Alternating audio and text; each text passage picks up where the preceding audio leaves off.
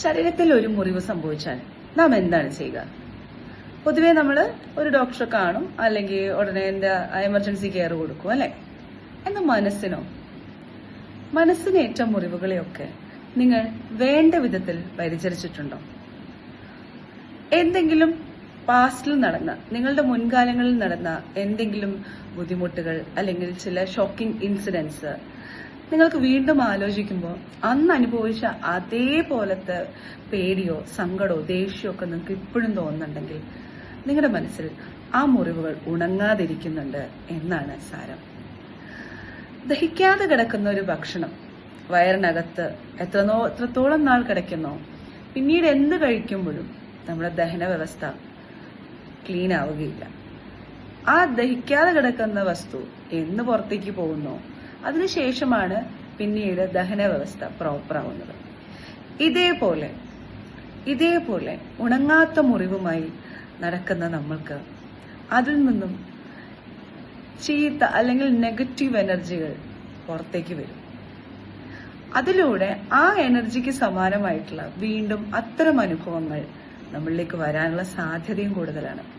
ചിലരെ കണ്ടിട്ടുണ്ട്, പാട്ടുകൾ കേട്ടിട്ട് നമുക്കുണ്ടായ പാസ്റ്റിലെ അനുഭവങ്ങൾ ഓർത്ത് വീണ്ടും കരയുക, അല്ലെങ്കിൽ അത് ഓർത്ത് വെറുതെ ഇരിക്കുക. ഇതൊന്നും നമ്മൾ വീണ്ടും അവയെ വിളിച്ചു വരുത്തുന്ന സമാനമാണ്. അല്ലാതെ അത് ഓർത്ത് സങ്കടപ്പെടുന്നത് കൊണ്ട് പ്രത്യേകിച്ച് യാതൊരു കാര്യവുമില്ല. അപ്പോൾ എന്ത് ചെയ്യാൻ പറ്റും?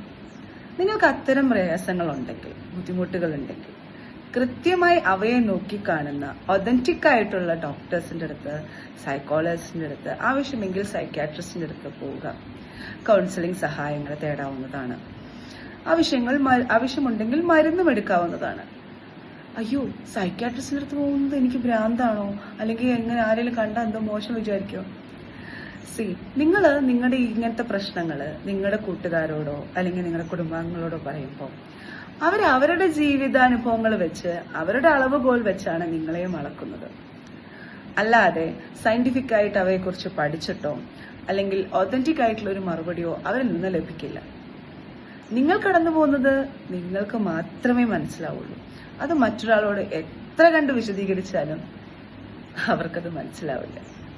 ഒരുപക്ഷെ കുറച്ചു നേരം സഹതാപം, അല്ലെങ്കിൽ ഒരു തമാശ.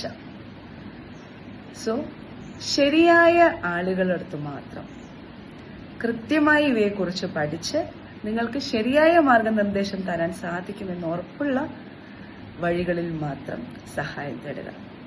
Thank you.